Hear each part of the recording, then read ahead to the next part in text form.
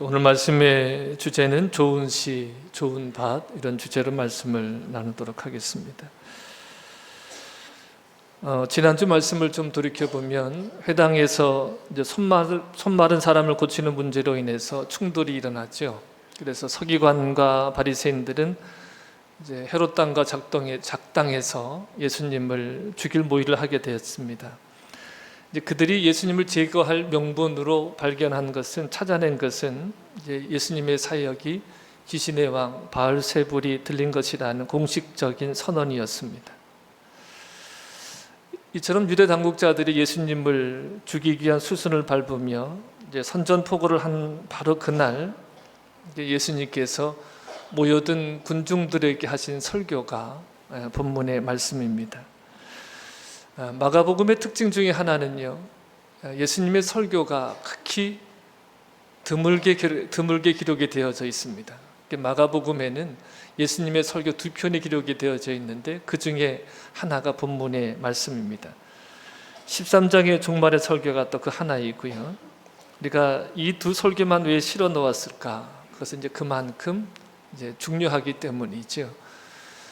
예수님의 일성처럼 귀 있는 자는 들으라, 이 일성처럼 오늘 말씀이 저와 여러분에게 다시금 들려지는 은혜가 있기를 주님의 이름으로 축복합니다. 먼저 본문의 1절 9절 말씀을 보겠습니다. 유대교 랍비들도 이제 율법을 가르치면서 많은 비유로 가르쳤습니다. 비유를 사용했는데, 근데 예수님의 비유의 특징은 뭐냐면 그 소재가 씨 뿌린, 공중 나는 새, 들에 자라는 백합, 또 길 잃은 양 등에서 보듯이 누구나 삶에서 쉽게 경험하는 비유들, 예를 들어서 이제 말씀을 가르쳤습니다. 그만큼 이제 유대인들에게 이 씨 뿌림의 비유는 어떤 특별한 설명이 필요 없을 만큼 아주 익숙한 내용입니다. 쉬운 내용이죠. 근데 우리나라 농사법과는 조금 다릅니다. 보통 우리는 밭을 잘 갈아서 일항을 만들어 놓고 이제 콩 같은 것은 이제 몇 알씩 이렇게 심지요. 지금은 이제 씨앗을 직접 심는 경우는 많이 없는 것 같아요. 다 이제 미리 싹을 틔워서 이제 모종을 심는 것이 보통 일반적인 것 같습니다. 근데 이스라엘은 보통 우기 때가 되는 10월과 11월에 비가 온 뒤에 밭을 갈게 되어지는데, 그런 후에 이제 나귀 등에 씨앗을 이제 싣고 가서 이제 그것을 이제 보통 농부들이 가지고 있는 이제 가죽으로 된 가방에 이제 옮겨 담아서 그것을 이제 한 사람은 가면서 이 땅에다 우리처럼 이렇게 한 알 두 알 이렇게 심는 것이 아니라 이렇게 흩뿌리고 갑니다. 그러면 다음 사람이 가면서 이제 그것을 이제 덮고 가는 이제 그런 형태거든요. 그러니까 이제 우리가 뿌리러 갈새 이렇게 기록이 되어 있지만 이제 바른 해석은 흩뿌리다, 이렇게 축축 뿌린다, 이제 이런 의미예요.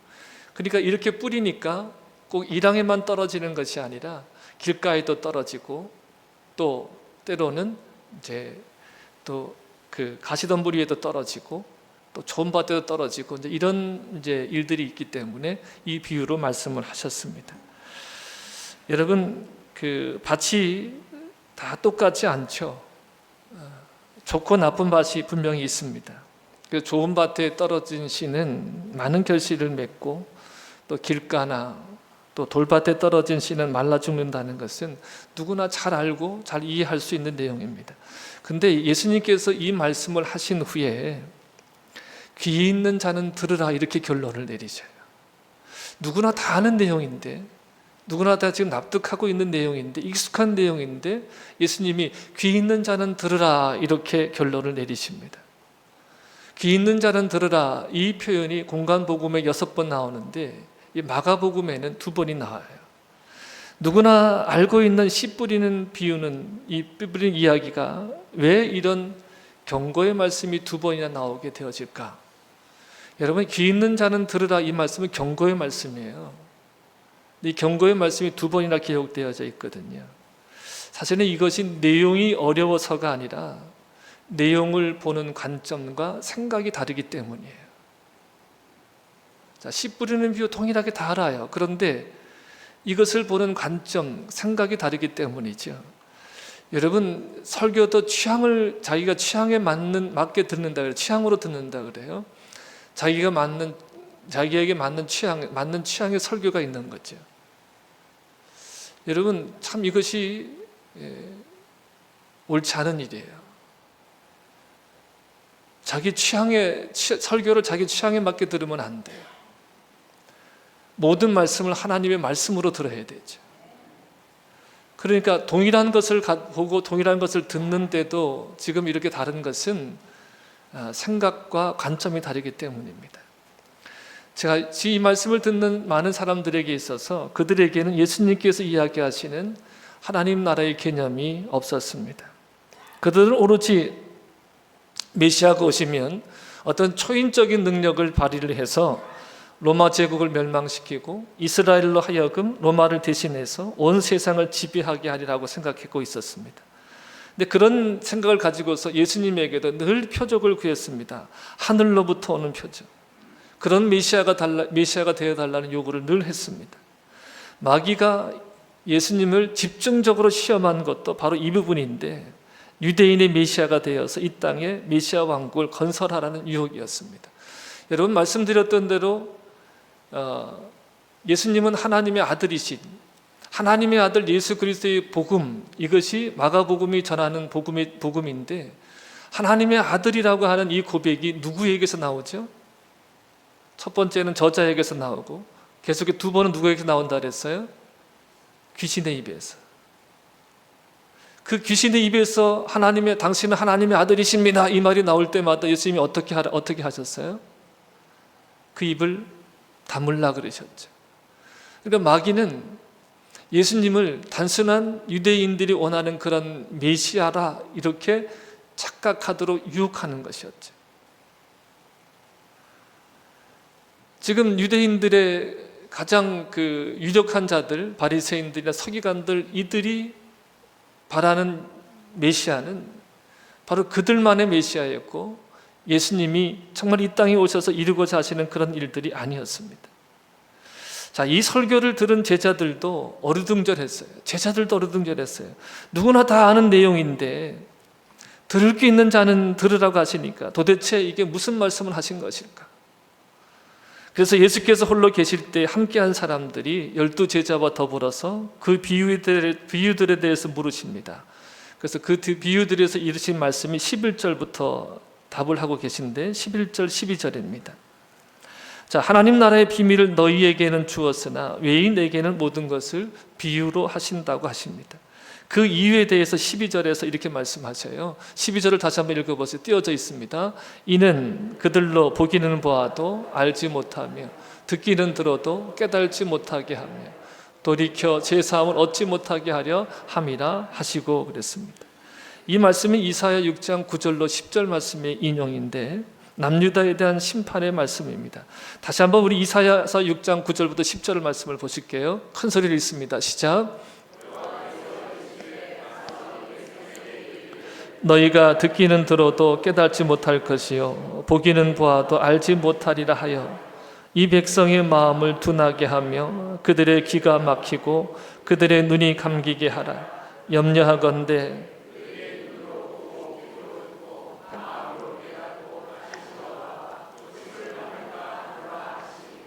아멘. 자, 이 말씀의 배경은 이사야 선지자가 하나님의 영광을 뵙고서는 이제 자신이 죄인임을 알게 되죠. 여러분, 은혜 중에 은혜는 하나님의 빛을 받아서 내가 죄인임을 깨닫게 되어지는 게 은혜 중에 은혜입니다. 이사야 선지자가 하나님의 영광을 뵙고서 자신이 어떤 죄인인지를 알게 됩니다. 입술이 부정한 자가 하나님의 영광을 배웁기에 화로다 이렇게 말합니다. 나여 망하게 되었다고 고백합니다. 이 고백을 할 때에 천사가 제단의 숯불로 그의 입술을 지지면서 내가 죄 사하여졌다고 합니다. 그러면서 누가 우리를 위하여 갈 것인가 하는 음성을 듣고 이사야 선지자가 내가 가겠나이다. 누가 우리를 위하여 가겠나 이런 물음에 내가 가겠나이다 이렇게 대답할 때 받은 소명이 이 말씀입니다. 여러분, 이 내용을 보면 참 놀라운 말씀입니다. 구원을 저지하시는, 구원을 받지 못하게 하는 하나님에 대해서 들어보셨습니까? 스스로 돌이키고 구원받지 못하도록 그들의 눈과 귀를 막아버리라고 말씀하고 있습니다. 예수님의 말씀을 알아듣고 믿어서 모든 사람들이 회개하고 돌이켜 예수님을 믿어 하나님 나라에게 들어가게 하시는 것이 하나님의 사랑에 합당한 모습 아닐까요? 근데 예수님은 왜 이사야 선지자의 이 말씀을 인용해서 너희와 외인을 구분하실까요? 여러분, 이 말씀을 문자대로 하면 외인들에게는 비밀에 붙여서 깨달지 못하게 하시겠다는 뜻으로 되어집니다. 근데 여러분, 예수님이 그러실 리가 없죠. 대표적인 외인들이 바로 서기관들과 바리새인들이거든요. 정통 유대교인들입니다. 이들은 그릇된 선민의식을 가지고 있었습니다. 본인들만 하나님으로부터 선택받은 사람들이라고 하는 거죠. 그리고 인과응보의 교리를 가지고 있었어요. 여러분, 하나님의 말씀을 열심히 바르게 지켜 사는 것은 굉장히 중요한 거예요. 근데 그것이 의가 되어서 남을 정죄하거나 비판하게 되어지면 그 하나님의 말씀을 오용하는 것이 되어집니다. 바리새인들, 특별히 하나님의 말씀을 잘 선정하고 하나님 뜻대로 살아간다고 하는 바리새인들이 가지고 있었던 교리가 뭐냐면 인과율이에요. 자기들은 이렇게 하나님의 말씀을 잘 지켜 살기 때문에 이처럼 복을 받고 산다. 그런데 병든 자, 가난한 자, 과부된 자, 이런 자들을 향해서는 너희가 하나님 말씀을 지키지 않기 때문에, 너희가 죄인이기 때문에 이러한 벌을 받고 산다, 이러한 인과응보의 교리를 가지고 있었어요. 그래서 이들을 향해서 늘 정죄를 일삼고 있었습니다. 그러니까 이들처럼 자신이 늘 옳다고 하는 이런 것들에 빠져서 아무리 옳은 소를 해주어도, 아무리 바른 복음을 선포해도 도무지 받아들이지 않기 때문에 하나님께서는 이러한 이들을 정말로 안타깝게 여기신다고 하는 독특한 표현이 있는 거예요. 여러분, 각 나라마다 독특한 표현들이 있잖아요. 우리가 참 맵고 어떤 거 뜨거운 거 이런 거를 먹고서는 뭐라 그래요? 시원하다 그러잖아요. 그러니까 외국인들이 이 표현을 들으면 잘 이해 못할 거예요. 매워 죽겠는데, 뜨거워 죽겠는데 시원하다 그러잖아요. 어떤 부자가 목욕탕을 갔습니다. 아버지가 온탕에 탁 넣어가 시원하다 그러니까 아들이 그 탕에 풍덩 뛰어들었어요. 뛰어드니까 시원한 물이에요, 뜨거운 물이에요? 뜨거운 물이에요. 그러니까 펄쩍 놀라면서 뛰쳐나오면서 이렇게 말했다 그래요. 세상에 믿을 놈 하나도 없다.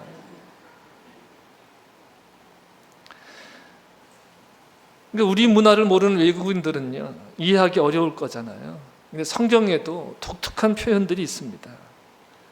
이 표현이 뭐냐면 심판하실 수밖에 없는 하나님의 마음의 표현이고, 또 하나는 뭐냐면 동시에 이 말씀은 인간이 스스로 돌이킬 수 없음을 말씀하시는 거예요. 인간은 스스로 돌이킬 수 없어요. 자, 이 말씀을 하시고 이때 이사야 선지자가 어느 때까지니까, 언제까지 그렇게 되어야 하느냐고 주님께 묻습니다. 그러자 하나님께서 대답하십니다. 6장 11절부터 13절 말씀이에요. 한번 보실게요.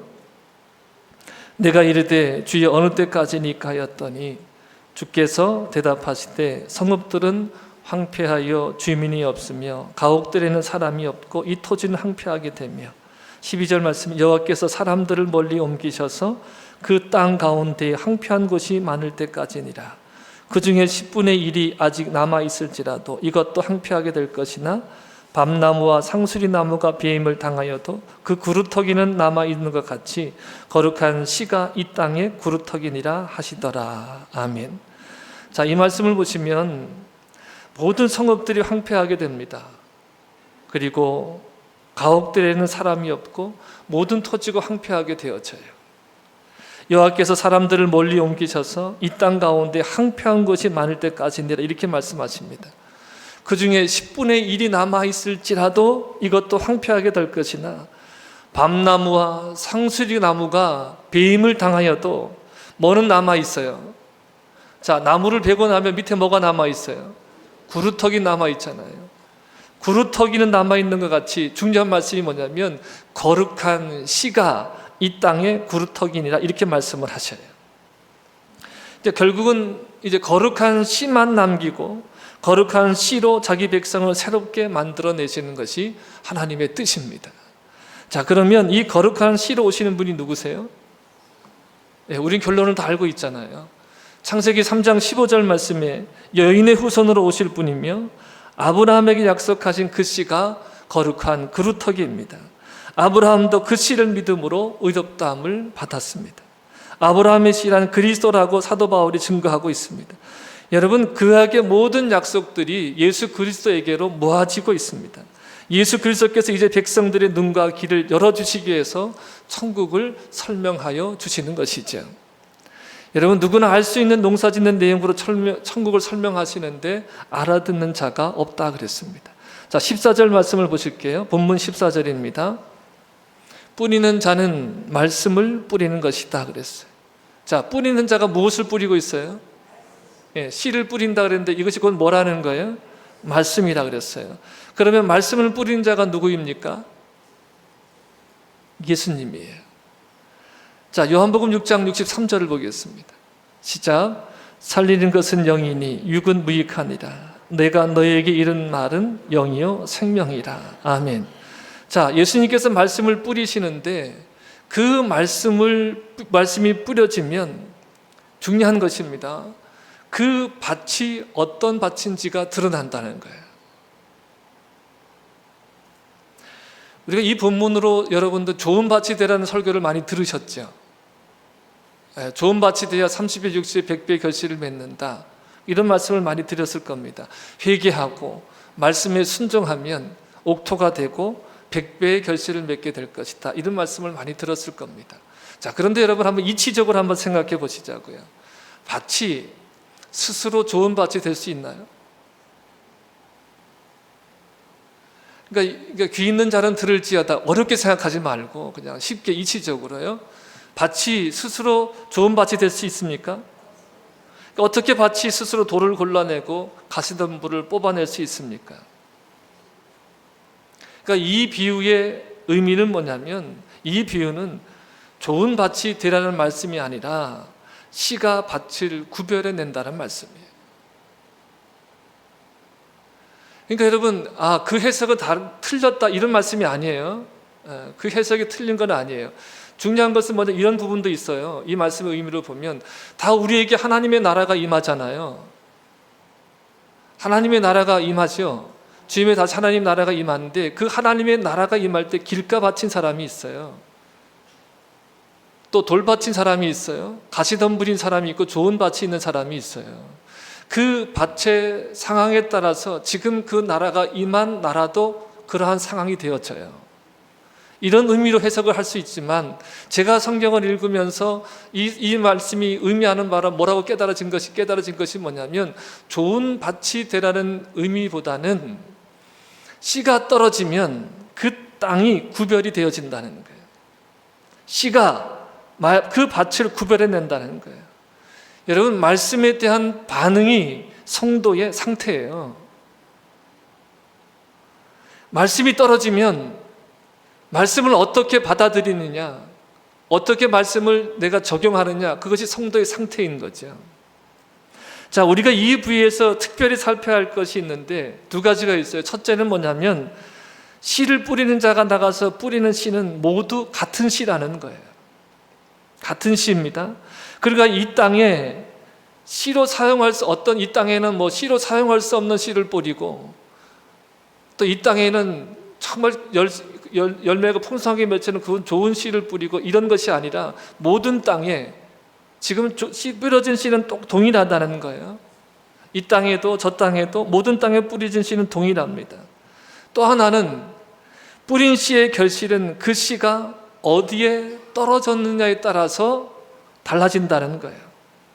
자, 오늘 1절로 9절에 유심히 바라보면 떨어짐의 단어가 4번이 나와요. 4절, 5절, 7절, 8절에 나오는데 뿌릴새 덜어는 길가에 떨어지고 5절에는 덜어는 흙이 얇은 돌밭에 떨어지고 7절에는 가시떨기에 떨어지고 8절에는 덜어는 좋은 땅에 떨어짐에 어디에 떨어지는가, 이것이 중요하다는 거예요. 그러니까 여러분 보세요. 말씀에 오늘 이 비유에서 중요한 것은 씨는 동일한데 떨어지는 밭이 다르다는 거예요. 그러니까 결실의 여부가 씨에 의해서 좌우되는 것이 아니라 결실의 여부가 뭐에 의해서 좌우된다? 밭에 의해서 좌우된다는 거예요. 그러니까 여러분, 동일한 씨를 뿌렸으니까 그 씨마다에는 생명이 있고 열매들을 맺히는 것이 지극히 당연한 것인데, 그것이 결실에 오른 것인데, 그런데 각각의 씨가 어디에 떨어지냐에 따라서 그 결실이 달라진다는 것입니다. 자, 15절 말씀부터 보실게요. 15절 말씀, 여러분 성경 15절 말씀 함께 읽겠습니다. 말씀이 길가에 뿌려졌다는 것은 이들을 가리킴이니 곧 말씀을 들었을 때에 사탄이 즉시 와서 그들에게 뿌려진 말씀을 빼앗는 것이요. 그랬어요. 아멘. 자, 이 씨를 뿌리는 자의, 여러분 보세요. 씨를 뿌리는 자의 능력이 없어서 씨를 빼앗기는 게 아니에요. 씨를 뿌리는 자의, 씨 뿌리는 자의 능력이 없어서 씨를 뿌리는 게 아니에요. 그 씨가 어디에 떨어졌느냐에 따라서 그 씨를 빼앗기는 거예요. 그러니까 이 말씀은 사람의 마음의 밭의 상태를 말하는 겁니다. 그 마음밭이 하나님의 말씀을 전혀 받아들이지 않는 것을 말씀하는 거예요. 싹도 틔우지 못하는 그런 마음이라는 말씀입니다. 세상과 세상에 있는 것들을 찾습니다. 구하고 찾습니다. 그러니까 모든 시선과 그리고 마음의 관심이 세상에 있는 것들에게 쏠려 있으니까 하나님과 하나님 나라에 대해서는 전혀 마음이 둘 곳이 없는 거예요. 마음이 전혀 준비되지 않는 거예요. 이 길가에 대해서 호세아 선지자에 의하면 내가 내 길과 내 용사의 많음을 의뢰합니다, 이렇게 기록하고 있어요. 이것이 길가 심령을 가진 사람들의 특징입니다. 제가 태국을 방문해서 선교사님하고 대화를 나누는데 태국 사람들이 갖는 세 가지 자부심이 있대요. 하나는 그 나라의 백성이 되어지는 것. 그러니까 태국 사람이라는 것에 대한 자부심이 있어요. 두 번째는 종교에 대한 자부심이 있어요. 그러니까 그들의 종교가 불교잖아요. 불교에 대한 자부심이 있어요. 세 번째는 그들의 왕에 대한 자부심이 있어요. 나라에 대한 자부심, 그리고 종교에 대한 자부심, 그리고 왕에 대한 자부심. 이들이 왜 이런 자부심을 갖게 되었냐면 태국이란 나라가 국토가 넓고 또 산모작을 하는 나라예요. 그러니까 먹을 걱정을 하지 않는 나라예요. 그러니까 자신들이 먹을 걱정하지 않게 해준 것이 뭐라는 거예요? 나라고 종교고 왕이라는 거예요. 그러니까 이것에 대한 자부심을 가지고 있는 거예요. 그러니까 이 자부심으로 똘똘 뭉친 그들에게 복음을 전하는 것이 너무나 어렵다는 거예요. 복음이 들어갈 틈이 없다는 거예요. 그들과 같은 마음이 뭐예요? 바로 길가 같은 마음이에요. 길가 같은. 사람들이 길을 내잖아요. 여러분, 사람이 가는 곳엔 길이 만들어져요. 사람이 가는 곳에는요, 길이 만들어진 흙이 닫혀지게 되어지잖아요. 그럼 씨가 발화를 할 수가 없는 거예요. 그런 길가의 밭이 그런 모습인 거지. 여러분, 빛이 빛을 하신 그 창조의 능력으로 새롭게 창조해내야지만 하나님의 말씀이 우리 속에 들어올 수 있어요. 여러분, 이 말씀을 들으면서 바로 우리가 무슨 밭이다, 내가 무슨 밭이다, 길가 밭이다. 내가 길가예요. 저와 여러분이 길가인 거예요. 자, 여러분, 이 비유의 의미가 뭐라 그랬어요? 밭을 구별해내는 거라 그랬잖아요.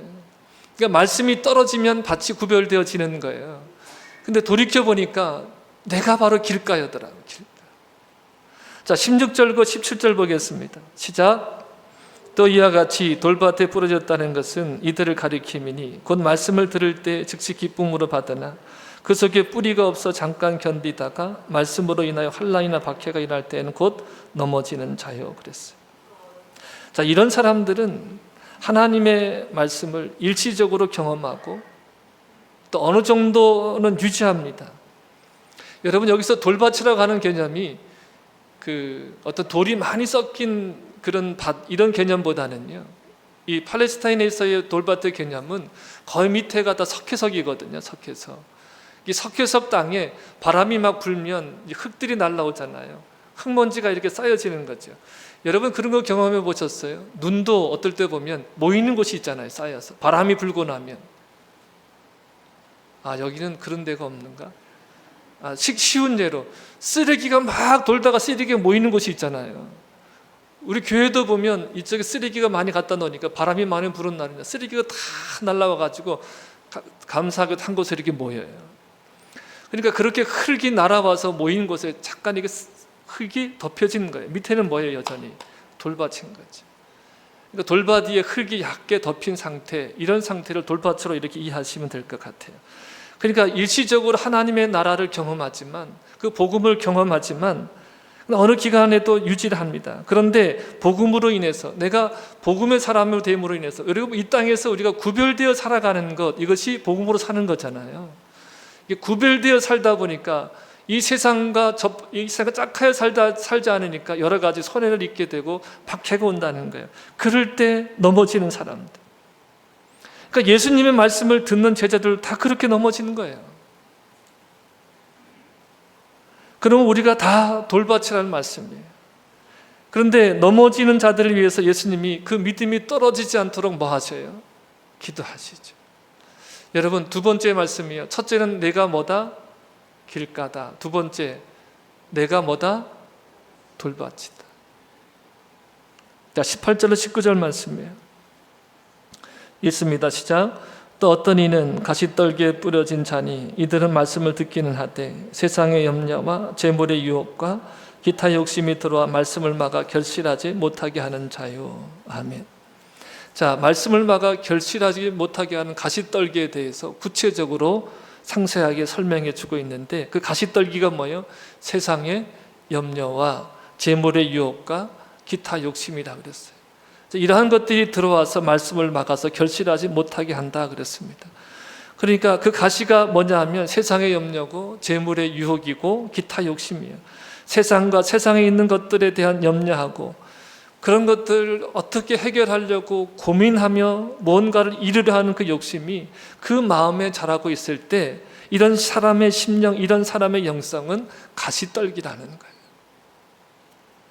여러분, 하나님의 나라를 사모하고 하나님의 나라를 구하지만 세상을 구하고 세상을 의지하는 것, 이것이 더 크다 보니까 하나님의 나라에 대한 갈망을 집어삼키는 거예요. 여러분, 주님은 겸하여 섬길 수 없다고 분명히 말씀하시죠. 재물과 주님을 겸하여 섬길 수 없다 그랬습니다. 왜 그러냐면, 여러분 겸하여 섬길 때 항상 세상의 것이 더 커요. 세상에 있는 것들이 더 커요. 왜냐하면 하나님은 보여요, 보이지 않아요? 다시 질문합니다. 하나님은 보이지 않아요, 보이지 않아요? 보이지 않아요. 세상의 것들은 다 보여요. 직접적인 능력들을 막 경험하며 살아가는 거예요. 그러니까 겸하여 섬기게 되면 항상 눈에 보이는 것을 쫓아가게 되어져 있어요. 손에 잡히는 것을 쫓아가게 되어져 있어요. 그러니까 그러한 것들이 하나님의 나라에 대한 갈망을 집어삼키는 거예요. 그래서 여러분, 영적인 세계에는 회색 지대가 없어요. 빛이냐 어둠이냐지 비스무리한 게 없어요. 그 영적 세계에 들어가 보면. 그러니까 가시떨기라고 하죠. 가시덤불이라고 하는 것은 이처럼 보이는 것, 익숙한 것, 내가 의지하는 것, 그 모든 것들이 하나님의 나라를 삼킨다는 거예요. 그러니까 여러분, 우리가 잘 보셔야 돼요. 나에게는 하나님의 나라에 대한 갈망이 있어. 내가 주님을 사랑해. 그런데 옆에 보면 크게 자리 잡고 있는 게 뭐예요? 세상에 대한, 내가 사랑하는 것들에 대한 그런 갈망들이 자리 잡고 있는 거예요. 그러면 언제든지 무엇이 삼킨다고요? 보이는 것, 손에 잡히는 것, 내게 익숙한 것, 그런 것들이 하나님의 나라에 대한 열망을 집어삼키는 거예요. 여러분, 세상에 대한 염려가 없는 분 있으십니까? 여러분, 이 자리에 앉아 있으면서도 지금 여전히 세상에 대한 염려하고 걱정하고 불안해하고 두려워하지 않습니까? 여러분, 사실은 세상에 대한 염려 없는 사람이 단 한 사람도 없어요. 여러분, 여기 있는 이 목사도 염려가 없기 때문에 이런 말씀 드리는 게 아니에요. 자식에 대한 염려 다 있습니다. 걱정거리 다 있습니다. 그러니까 이 말씀을 드리는 것은 뭐냐? 우리가 다 뭐다? 다 가시떨기다. 자, 말씀을 들어보니까 다 우리가 뭐예요? 길가고, 우리가 다 뭐예요? 돌밭이고, 우리가 다 뭐예요? 가시떨기. 그러니까 유대인이나 이방인이나 좋은 밭이 하나도 없어요, 사실. 자, 20절 말씀 보겠어요. 20절 말씀. 좋은 땅에 뿌려졌다는 것은 곧 말씀을 듣고 받아 30배나 60배나 100배의 결실을 하는 자니라. 아멘. 자, 여러분, 좋은 땅에는요, 부가적인 설명이 없어요. 이러이러한 게 좋은 땅이라는 설명이 없어요. 열매 맺지 못하는 땅은 설명이 나옵니다만, 좋은 땅에 대한 설명 없이 바로 뭐예요? 말씀을 듣고 받아 30배, 60배, 100배의 열매를 맺는 땅이 좋은 땅이라는 거예요. 자, 우리가 길가이고 돌밭이고 또 가시떨기입니다. 자, 이렇게 좋은 땅에 열매가 맺히는 이야기는 누구의 이야기일까요? 저와 여러분의 이야기일까요? 좋은 땅이 아니잖아요, 저와 여러분이. 그러니까 우리 이야기가 아니에요. 예수님은 말씀이잖아요. 말씀이 씨라 그랬어요. 씨가 말씀이라 그랬어요. 그러니까 예수님은 좋은 씨일 뿐만 아니라 이 땅에 오신 유일하게 좋은 밭이에요. 예수님만이 이 땅에 오신 좋은 밭이에요. 하나님과 동등되시나 그 동등됨을 취할 것으로 여기지 아니하시고 자기를 비워 종의 모습으로 오셔서 십자가에 죽기까지 복종하신 분이 예수 그리스도이십니다. 하나님의 뜻을 보세요. 하나님의 말씀을 듣고 받아 30배, 60배, 100배의 결실을 거두는 것이 좋은 밭이라 그랬는데, 오직 예수 그리스도는 이 땅에 오셔서 하나님의 말씀을 받아서 하나님의 뜻을 온전하게 이루신 분이 누구세요? 예수 그리스도이세요. 예수님은 좋은 씨이자 예수님은 유일한 좋은 밭이십니다. 예수님만이 좋은 밭이십니다. 물론 예수님이 하나님의 말씀이기 때문에 좋은 씨입니다. 그 씨앗이 좋은 밭에서 죽음으로 많은 열매를 맺은 겁니다. 자, 요한복음 12장 24절 말씀이에요. 내가 진실로 진실로 너에게 이르노니 한 알의 밀이 땅에 떨어져 죽지 아니하면 한 알 그대로 있고 죽으면 많은 열매를 맺느니라. 자, 이 말씀이 누구에게 적용되는 말씀일까요? 예수 그리스도에게. 죄가 없으신 예수 그리스도의 일입니다. 오직 생명이신 예수 그리스도의 죽으심만이 자기 백성을 살려내시는 거예요. 그러니까 좋은 시, 좋은 밭의 이야기는 누구 이야기일까요? 예수님의 이야기입니다.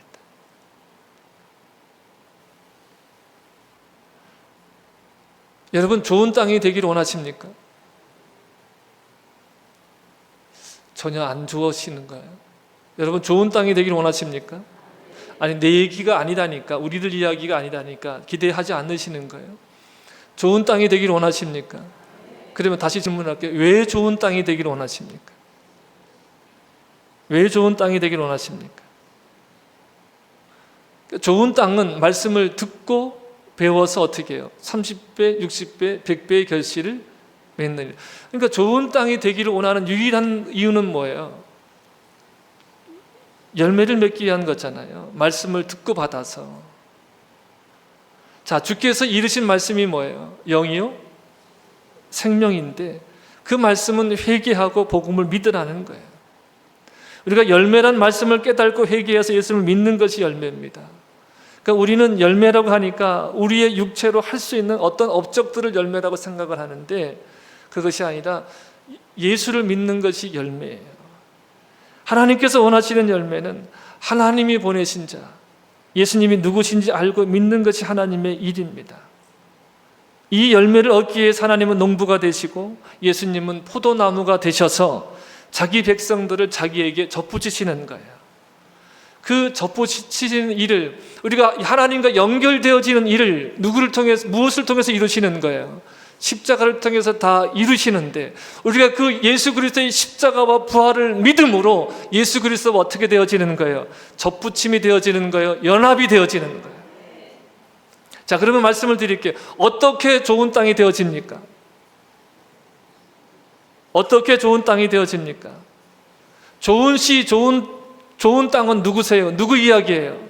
예수님 이야기예요. 그러면 우리가 예수 그리스도를 믿음으로 좋은 땅, 좋은 씨가 되어지는 거예요. 여러분, 믿음의 기능에 대해서, 믿음은요, 우리를 예수 그리스도와 연합되게 하는 거예요. 우리가 예수 그리스도를 믿을 때 예수 그리스도의 죽으심과 연합이 되어져서 옛사람은 그리스도와 함께 십자가에 못 박혀 죽고, 내가 예수 그리스도를 믿을 때 예수 그리스도의 부활에 연합되어져서 예수 그리스도의 살아나심과 같은 그 살아나심으로 새 생명 가운데 행하게 되어지는 거예요. 여러분, 이것이 믿음의 기능이에요. 좋은 땅이 되어야 예수님을 믿고 좋은 열매를 맺는 것이 아니라 순서가 바뀌어 있는 거예요. 예수 그리스도를 내가 주와 그리스도로 믿을 때 무엇이 되어져요? 좋은 땅이 되어지고 열매를 맺게 되어지는 거예요. 그러니까 여러분, 이 말씀에 붙들리니까 좋은 땅 돼야지, 좋은 땅 돼야지, 좋은 땅 돼야지. 어떻게 좋은 땅 될까? 나는 안 되나 봐, 어쩔 수 없나 봐, 나는 역시 계속 길가야. 사단은 이렇게 계속해서 우리를 루저로 만들어요. 어떻게 해도 안 되고, 그래서 조금만 나아지면 뭐 하는 거예요? 내가 위대해 보이고, 내가 다른 사람보다 나아 보이고, 그 상대적으로 우월감을 가지고 나보다도 못하네, 내가 저들보다 낫네, 늘 이런 생각을 갖게 되어지는 거예요. 우리가 좋은 땅, 좋은 씨가 되어져서 좋은 씨를 받아서 열매를 맺는 좋은 땅이 되어지는 것은 내 의나 내 공로나 내 열심이 아니라 예수 그리스도를 믿음으로, 예수 그리스도와 연합되어짐으로, 예수 생명이 내 속에 들어옴으로 우리에게 열매가 맺혀지게 되어지는 거예요. 여러분, 그 태국에 있는 사모님하고 대화를 나누는데 이 말씀 하시더라고요. 요즘엔 우상들이 어떤 보이는 우상이 아니라 자아 숭배가 가장 큰 우상이다. 나를 섬기는 거예요. 교회 안에도 여전히 종교의 영에 사로잡힌 자들은, 여전히 율법주의에 사로잡힌 자들은 여전히 어떻게 해요? 내가 무엇을 지키는 것이 의가 되어지고, 그 의가 곧 남을 뭐하는 것으로 되어져요? 정죄하고 비판하는 것으로 되어져요. 그러니까 사랑과 공의가 흘러야 될 교회 내에 뭐만 흘러요? 적대시 되어지고 우월감을 갖게 되어지고 어떤 차별의식만 고측하게 되어지고. 여러분, 이게 교회가 아닙니다. 교회는 만물을 충만케 하시는 이의 충만이 교회예요. 그리스도의 희생과 사랑과 공의가 넘쳐나는 것이, 그것이 교회여야 되는 거예요. 그 교회가 이 공의를 흘러 넘치게 하는 것, 그래서 그것이, 그 공의가 흘러서 세상 가운데로, 그 심정 가운데로 흘러 들어가게 하는 것이 교회고 하나님의 나라를 보여주는 거예요. 여러분, 그 나라의 백성으로 설 수 있기를 축복합니다. 순서가 뭐예요? 예수님을 믿으면, 주와 그리스도로 믿으면 좋은 씨를 받게 되어지고 좋은 땅이 되어져서 열매를 맺게 되어지는 거예요. 할렐루야.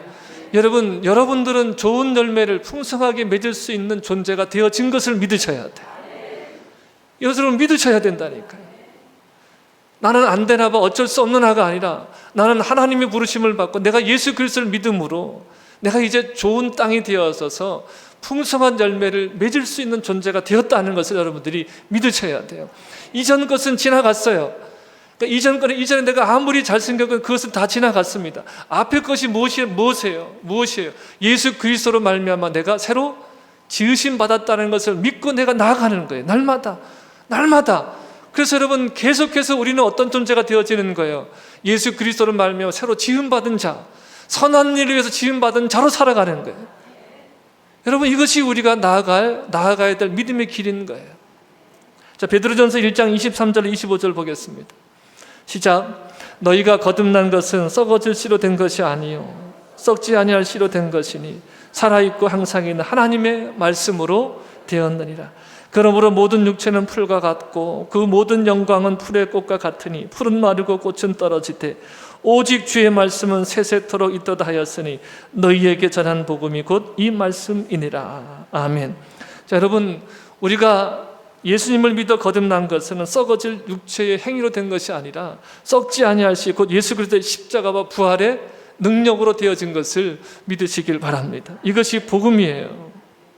이 복음을 전하는 것이 열매 맺을 수 없는 밭에 씨를 뿌리는 미련하고 어리석은 일입니다. 그러나 이것이 바로 또한 무엇이 되어지는 거예요? 믿는 자를 구원하시는 하나님의 능력이 되어지는 거예요. 그 능력의 수혜자들이 바로 여러분들이신 거죠. 이 이야기가, 우리들의 이야기가 예수님에 대한 이야기이고, 그 예수님의 이야기를 우리의 이야기로 받아들일 때, 그것을 믿을 때 우리가 좋은 풍성한 열매를 맺어가는 좋은 밭이 되었음을 여러분들이 또한 믿음으로 받아들이시기를 주님의 이름으로 축복합니다. 축복합니다.